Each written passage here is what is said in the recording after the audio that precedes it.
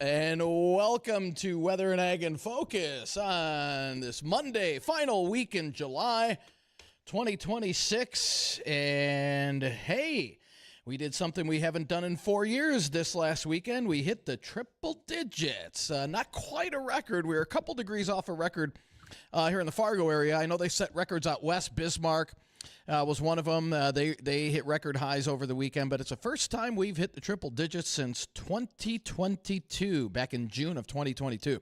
So it's been a while, and it's been a pretty hot July. Obviously, I think we all know that.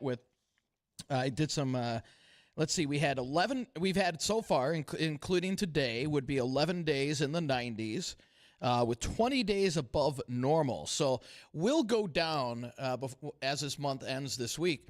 A good 75 to 80% of the month is going to be well above normal. We only had a stretch of about 4 or 5 days there where we had temperatures below normal. It's been a hot month. So if you're thinking, man, has it been that hot? It really has been. Normally, 11 days in the 90s. So far, and more to come. It's definitely one of those good old-fashioned summer Julys, Bridgette. But unfortunately, what comes along with that is drought conditions. And taking a look at the latest drought indicator, we're in moderate drought, and that is going to the drought monitor index will be updated later this week, and more than likely. In fact, I know for sure that those drought conditions are going to be expanding and getting worse as we head throughout this week and even into next week, unfortunately. If you haven't had a chance, go on outside and hug your air conditioning unit. Give it a little pat on the head and say thanks for all the hard work you're putting in. I think that would be worth it. Right now, as we look to what's going to happen with drought conditions, it's not going to get any better. I think that's probably the first thing we have to look at. And we know that there's a lot of folks that are responding by adding information to the drought monitor. You know, the map was last released on Friday, July 23rd. It shows areas of abnormally dry, moderate drought. I really think that moderate drought area is going to intensify, and I think the abnormally dry areas are going to go to moderate drought. I'm surprised they haven't yet, but I do think that they are going to. And the reason they haven't is they update them on Thursdays. So I believe it's Thursday. It's Wednesday or Thursday of this week. They'll update everything, and you're 100% correct. Those drought conditions will expand. Yeah. I even thought based on last week it should have been a little bit more intense. Yeah. But we're getting there. I mean, every farmer who I just said that to shuddered. Please don't say that. And I know. I also know that specific fields in the region are sort of hoping for hail at this point. Just let her buck, get her done. Yeah, and I don't see a lot of that in the forecast. But what I do see, there's 2 chances of rain. That's it over the next 10 days around here. So that's not the best news, obviously, and no rain today. But it is humid out there. Dew points are in the low 70s here in the FM area with temperatures in the mid to upper 80s.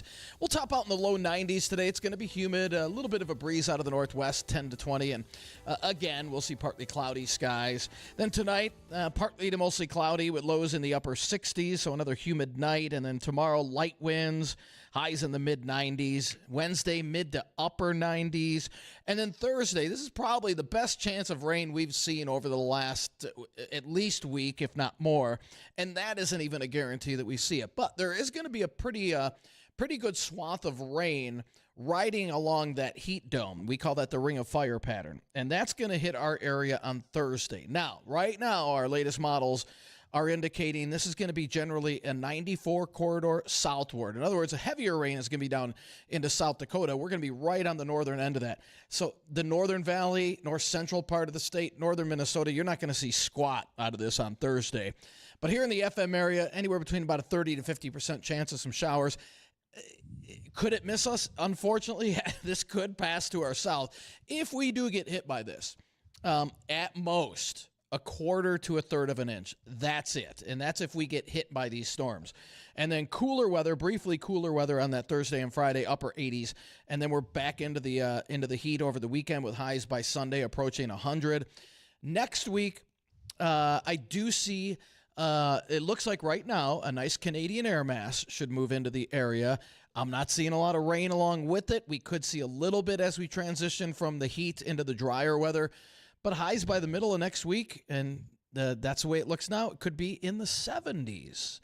So that will be a nice little break as we start off the month of August next week. Let's hope that holds through. Unfortunately, again, just not seeing a lot of rainfall with it. So, it is what it is. It's one of those drought years. And like you said, Bridgette, unfortunately, hoping for a big hailstorm at this point. I don't even see that. In some cases. We don't need it everywhere. We No, don't need it right. on every field, but certainly in some cases. If you're looking to stay in the cool tomorrow, join me at West Acres for the Save Our Summer blood drive. That will be held on Tuesday, Wednesday, and Thursday of this week from 11:30 a.m. to 6 p.m. I'll be there tomorrow before this show starts, and you can stop in and donate blood. Love to have you.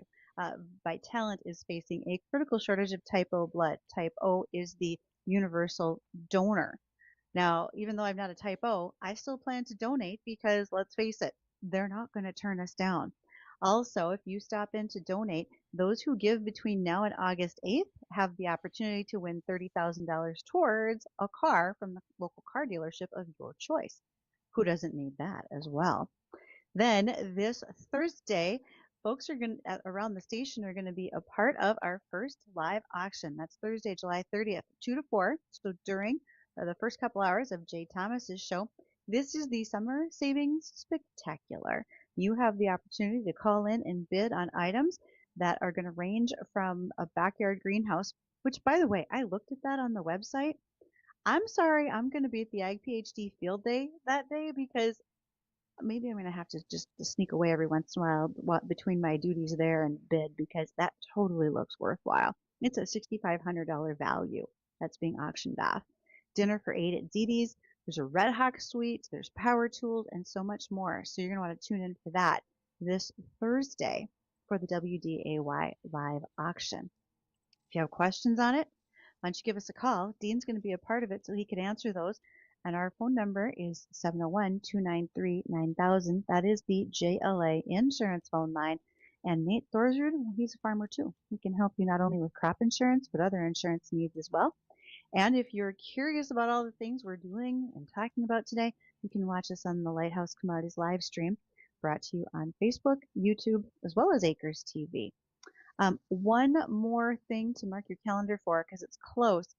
Next week, the 6th and 7th, so I believe that's Thursday and Friday, will be the Minnesota Soil Health Coalition's nutrient management, and that's going to be at Crookston, and it will be hosted at Craig LaPlante's farm, and Ray Archuleta is their featured guest. So you can go ahead and be a part of that as well. Okay, so those are the things that I've got going on over here today. Now, heads up for all of us is that North Dakota Farm Bureau, President Val Wagner, she's been elected by fellow Farm Bureau leaders from the Midwest region to serve on the American Farm Bureau Federation Board of Directors. This is a significant milestone for the organization's representation because Val, who's from Menango, North Dakota, she has been the North Dakota Farm Bureau president since 2025. This is the first time since at least 1999, if not longer, that a North Dakota Farm Bureau president will be serving on this board of directors. So a big heads up and shout out to Val for doing that. And so just wanted to reach out with that positive information. The Farm Bureau does a lot of things for us politically, policy-wise, and many, many more. If you are, again, interested in having some questions with us today, you can reach us on the JLA Insurance phone line.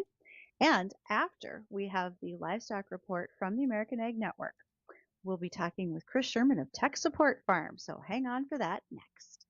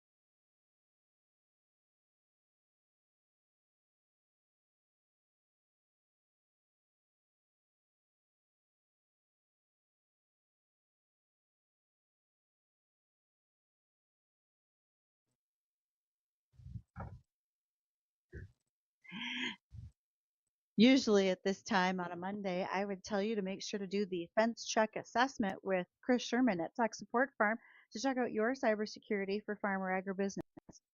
Better yet, he's just here today to talk with us. So, Chris, thanks for joining us for a little bit. You have a very busy week because I'm not only going to talk to you today, I'm going to see you at Ag PhD Field Day on Thursday, and you're going to be hitting the main stage. Do you have a time for that on your agenda, or should I look that up for us? I want to say it is 1 o'clock or 1:20, I believe. 1:20. And Okay. yeah, yes, 1:20 to 1:45, if I'm not mistaken. Um, I should have known that detail. I've prepped for everything else except for that detail. It's okay. That's So, okay. You're going to be there. And Ag PhD Field Day has a very extensive website schedule for people to look at and look at exactly the time that you're going to be joining. What are you going to talk about when you're on the stage down there at Ag PhD Field Day? I think we're going to talk about awareness and really, awareness around the topic of cybersecurity and how that's actually, impacting our, day-to-day stuff, kind of like this new Fairlife attack that we saw come out. Correction, it is 125. I was correct Okay. in the beginning. So 125 to 140. So, Chris, let's go back to Fairlife Dairy. Many of us yes. know them from our dairy case, literally seeing their milk on our shelves. But it was announced about 8 days ago that they got hacked. What happened? So Fairlife actually was compromised by a ransomware attack. What kind of sets it apart from other ransomware attacks that we've seen in the past is normally they go after your financial data, or they hold your office computers hostage. They're looking for customer information, that sort of thing. In this system, the description that we've received is that attackers gained unauthorized access to production related systems. So that goes back to kind of what we've talked about in the past. Things like industrial control system attacks, whether it's milk pasteurization equipment, automation equipment, that sort of thing. But basically, what ended up happening is they had to shut down production in order to do the investigations and make sure that everything was not compromised and that product was continuing to process safely and basically protecting public health. And Chris, Uh, will that affect supplies on the store shelves at all? Yes, I do believe that you will see a little bit of a supply hiccup with Fairlife, Okay. but it's not something that's going to impact the overall market. I don't believe. but I do think you're right. It is going to give them a supply hiccup. But the other Yes. concern is if you have to shut down production, who's milking the cows, right? When where's the milk going? As a precious commodity, you're going to wind up having to dump that.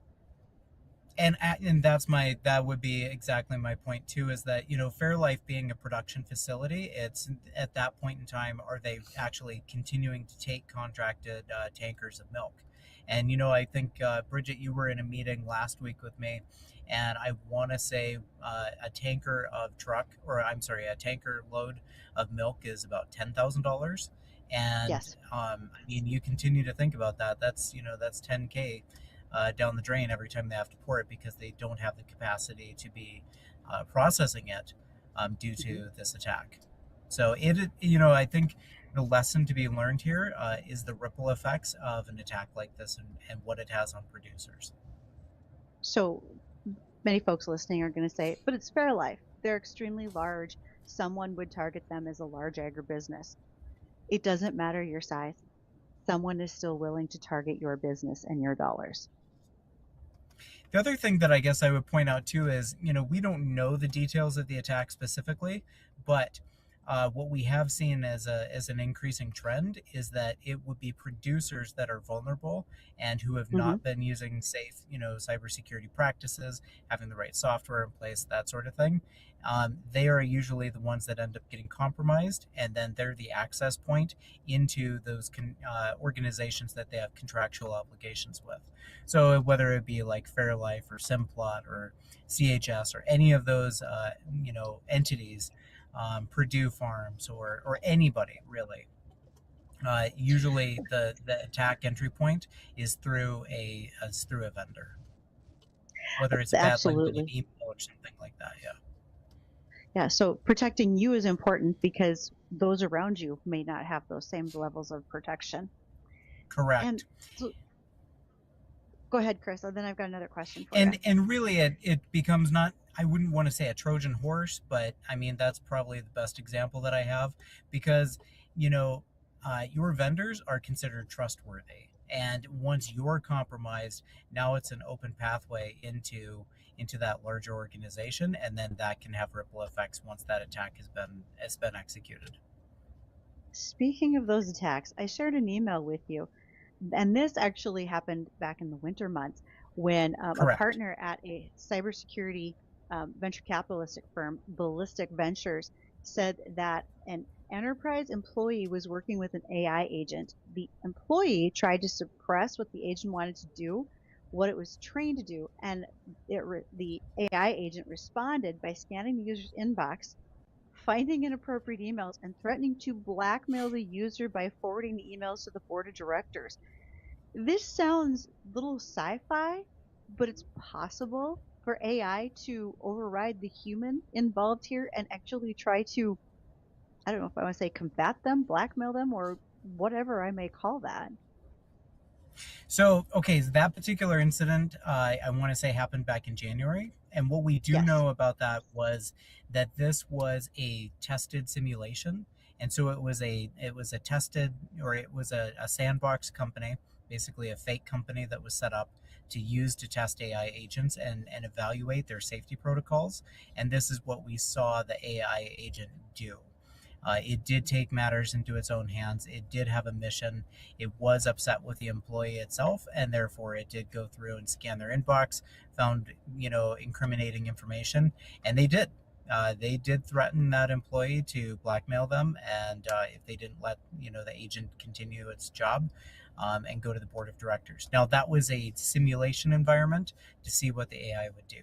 What's even crazier is that in the past week, what we've seen is another AI agent was put into what's known as a sandbox or a protected environment, and it was given the instructions to try to escape the room, so to speak.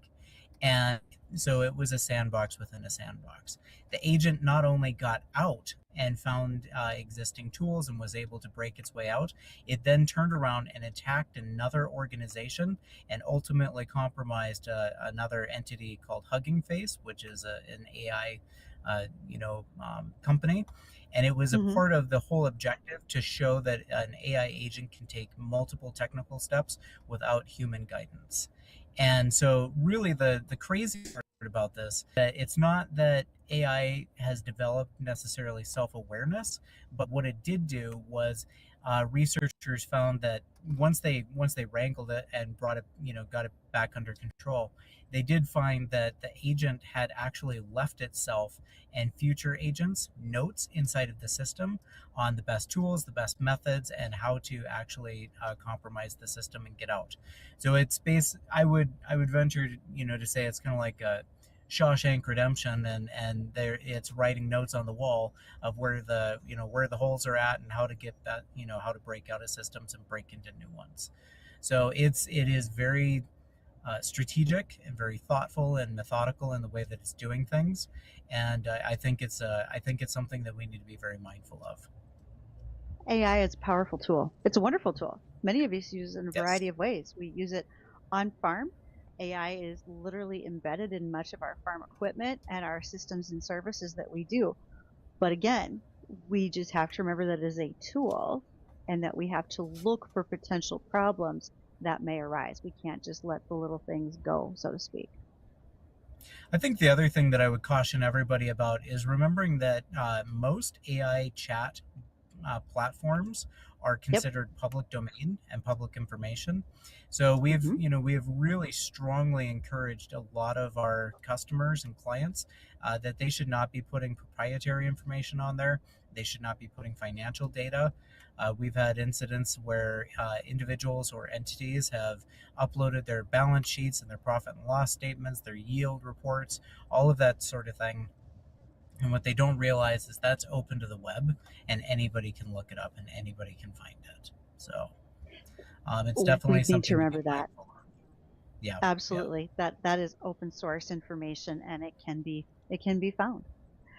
Chris, yes. thanks for taking the time to visit today. I look forward to all the things you have to share this week at Ag PhD Field Day. I'm moderating 3 different panels.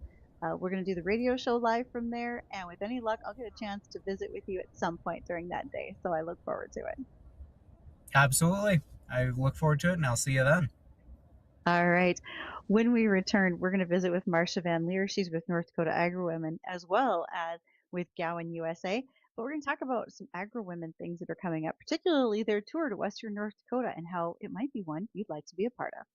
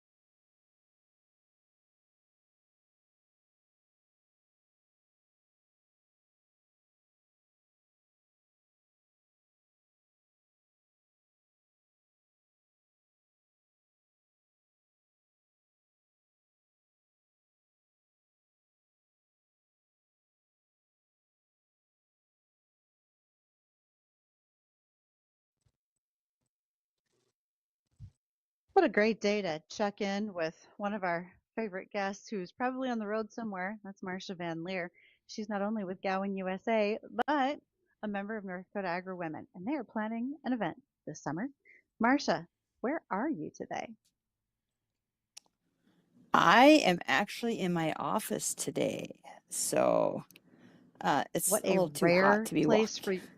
Yeah, what a rare situation for you to be indoors. And just as I said earlier, maybe you didn't hear me, go outside and hug your air conditioner and say thanks for everything. Ah, it's brutal, and my dogs want to be inside, outside, inside, outside. It's like, really, guys? Come on. Doggy door. I'm pulling out my dad's. Yeah, I'm pulling out my dad's words. Don't let the bot air out. It's like, come on, guys. Fair enough. Fair enough. So one of the things that you do is with North Dakota Agri Women, Marcia. And first of all, could you give us a little background on that group before we talk about their late summer tour? Yeah, so North Dakota Agri Women was formed back in 1983. It was formed by farm wives, ladies that were involved in the farm that uh, were very concerned about what was going on in agriculture. So some of the things that they did, they contacted their representatives. They've been out to Washington, D.C., talking to, senators, representatives, everything like that. They really advocate for egg policy and what is affecting local farmers. And when I say local, I mean at the local level. So currently, North Dakota Agri Women, we sit on the Egg Coalition Board out in Bismarck. So we do have an active voice in policymaking in North Dakota. Um, we represent all aspects of agriculture, not just those that are producers, but also the chemical industry, banking, finance, um, communications. We're in all aspects of agriculture here in North Dakota. And our primary goal is to really, drive North Dakota agriculture.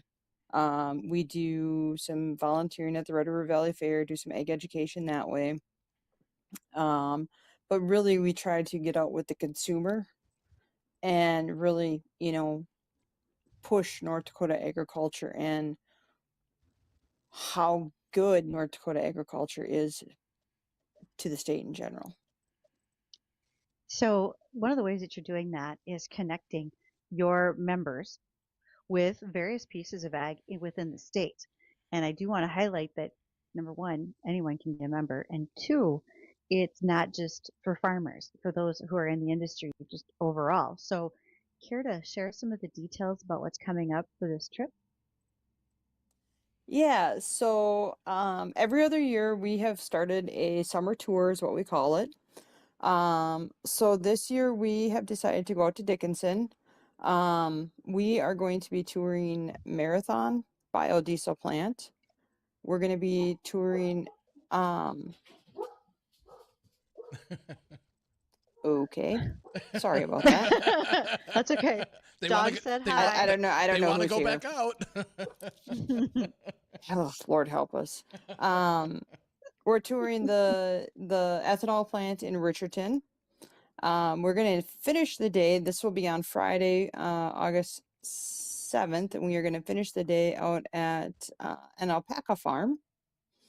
And then actually our tour or our session is going to start on Thursday, August 6th out at the La Quinta Inn in Dickinson, and we are doing a lead local with North Dakota Extension. So our goal is, to help our members or members of the general public become better board members, committee members, that type of thing, which is what lead local is going to help us do. And then we're also going to be touring the Fluffy Fields winery and have supper out there on Thursday night. I'm writing this down. So first of all, I would be on this tour, except I'm barely going to be back from another trip to Sioux Falls for another event, and I'm like, oh. First of all, who doesn't want to drink wine at a place called Fluffy Fields? And also, um, I didn't realize somebody's raising alpaca in western North Dakota. Are they doing that for commercial use, or is that something you'll learn after you tour the Marathon plant and the Gevo plants and then get to the alpacas? That is something we're going to learn. It is also somewhat of an animal sanctuary type place, from what I understand.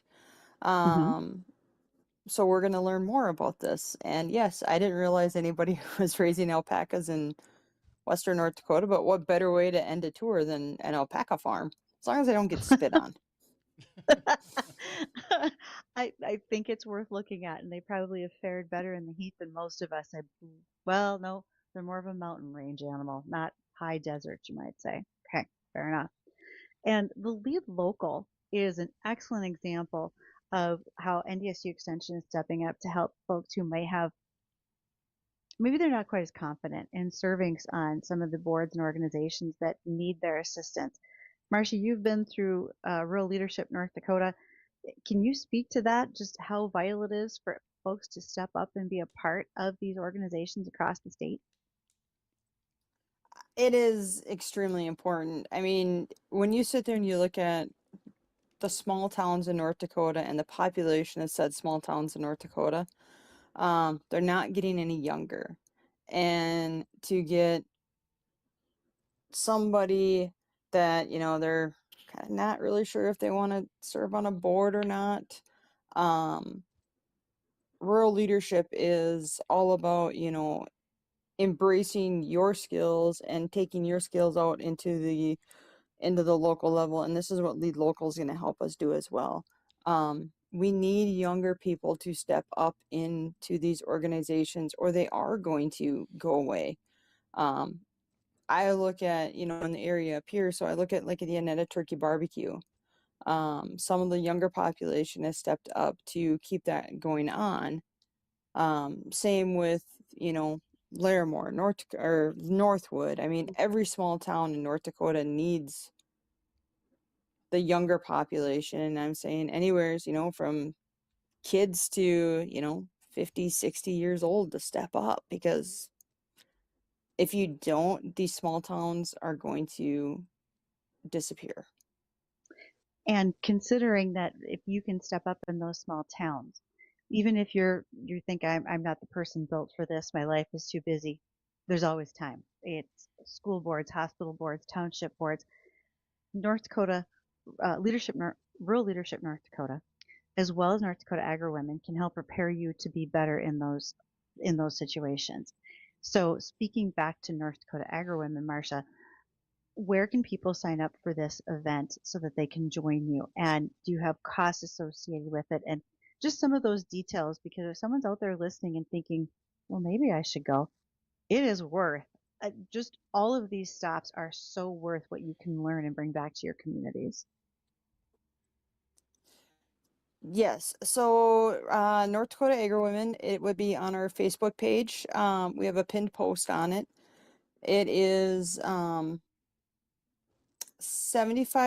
for the cost of the Lead Local if you are not a North Dakota Agri Women member. If you would like to become a North Dakota Agri Women member, then the organization will help support some of the costs of that. We do have rooms out at the La Quinta. I believe that hotel block is off right now. And then to do the tour, if you are a member of North Dakota Agri Women, the tour is free. So really the cost to anybody that would like to join is really the cost of the Lead Local. And then you would pay for your own supper on Thursday night. North Dakota Agri Women, and actually Evo, Chivo? yes. The ethanol Company plant. at Richardson. Yep. Yes. They are sponsoring our lunch for us after our tour on Friday. Excellent. If you have a flyer or any of those details, if you would be so kind as to send those over to me, Marcia, I will post those on our Weather and Ag Facebook page so that we get that shared with more people as well so they get to see it. We'd love to help you guys promote that. I will definitely do that. I appreciate it. I appreciate your time. Hey, no problem. Marcia, thanks for joining us. This is Marcia Van Leer. She is with the North Dakota Agri Women as well as Gowan USA.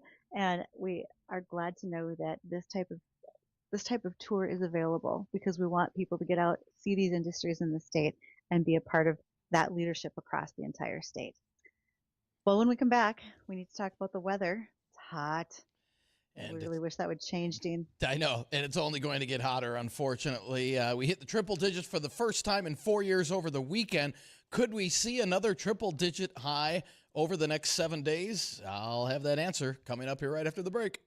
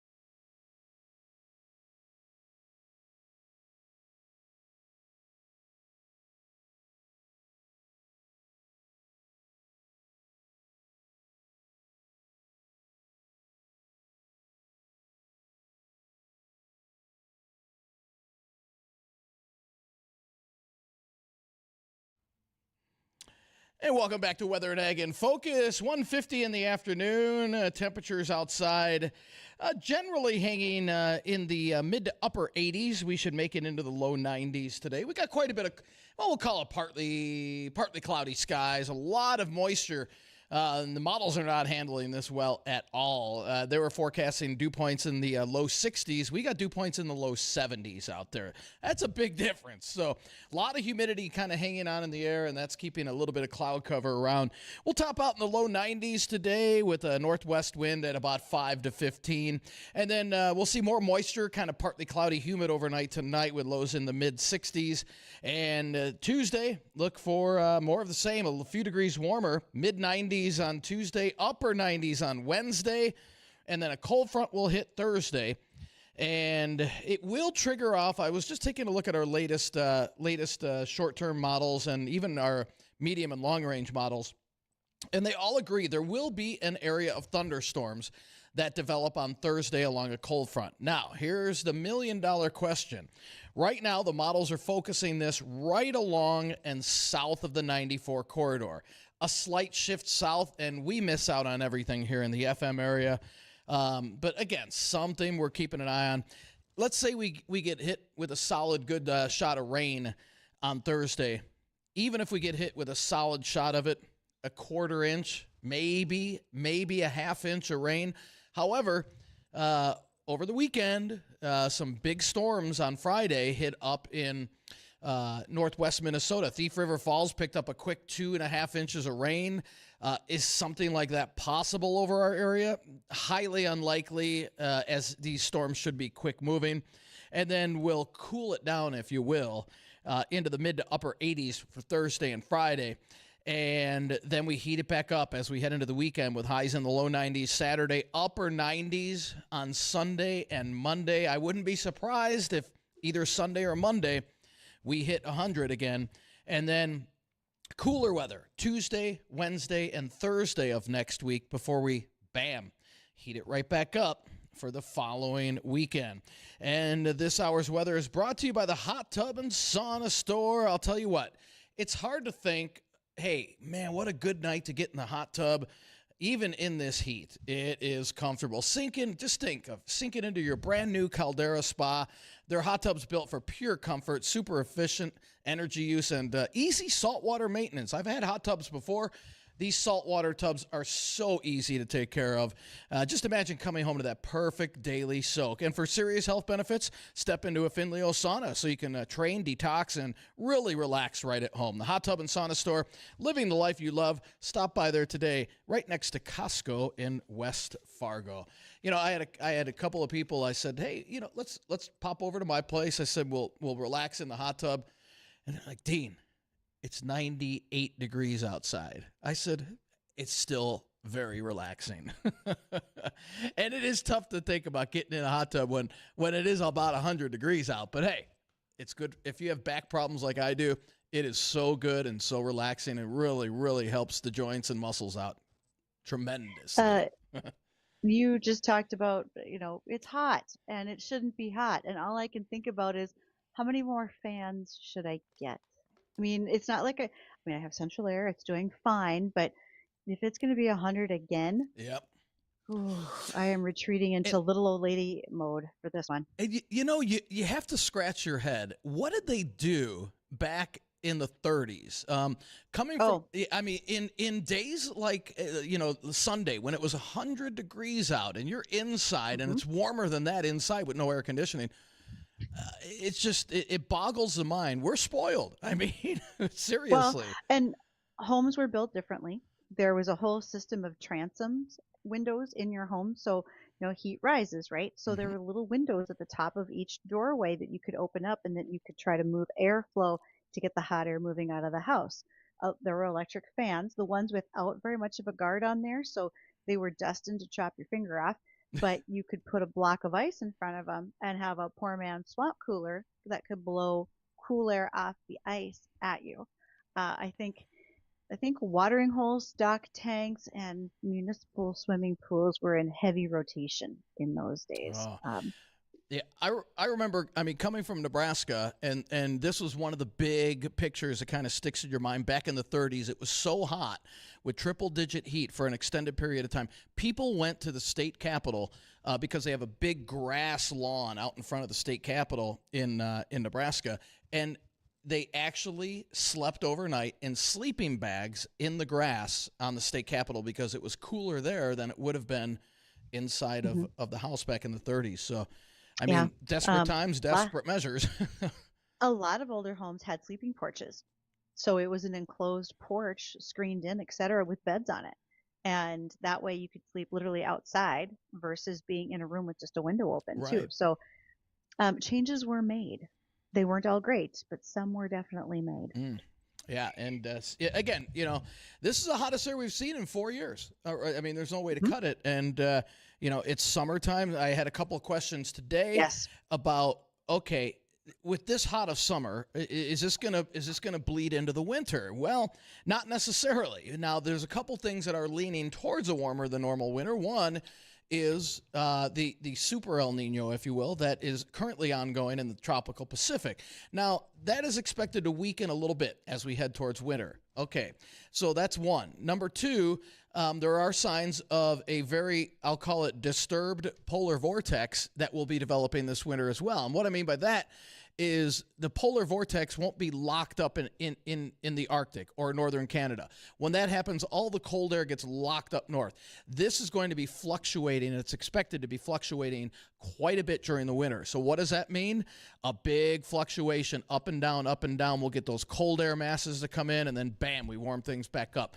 So we've got that working. And then again, step number 3, we'll see exactly what the new LRC cycle, when that starts in October, what does that look like? October, November, into early December, because that'll tell a big sign on in regards to precipitation. Is it going to be another dry? Is it going to be a dry winter? Is it going to be a snowy winter? Temperature-wise, right now, it looks like a very fluctuating winter. So we're not locked in the cold for very long. But I think it'll tend right now towards a warmer than normal winter once again. And again, let's see how that pans out with the LRC late fall into early December, because I've had a lot of questions already being thrown at me. I'm like, hey, we're not even in fall yet. Let's enjoy the summer before we look forward to the winter. Well, as you're planning what your next week might handle if the temperatures do cool off, Minnesota Farm Fest invites you to its location down near Redwood Falls, Minnesota. If you want to talk to legislators, to candidates for various public offices, many of them will be there. In fact, the Minnesota Soybean Growers Association expects to have the majority of them stopping in their booth so that you can have a chance to visit with them live and local. So check that out if you're down at Farm Fest. Again, that'll be next week, the 4th, 5th, and 6th. That'll be at Redwood Falls, Minnesota. All right, that'll do it for today's edition of Weather and Ag in Focus. I want to thank everybody for joining us today. Don't go anywhere. The Jay Thomas Show is coming up next.